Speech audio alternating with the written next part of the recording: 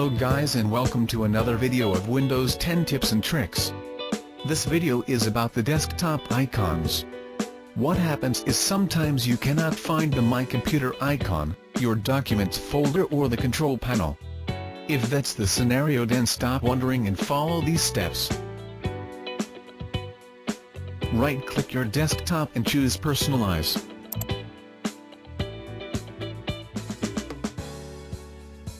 From the panel on left, select Themes. Now from the panel on right, under the related settings, select Desktop Icon Settings.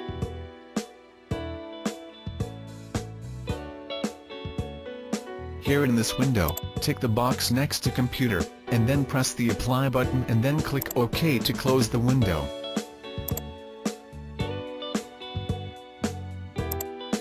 We'll see the computer icon appeared on the desktop.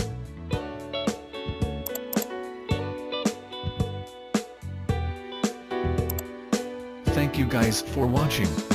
I hope you liked the video. Subscribe the channel and share Windows 10 tips and tricks.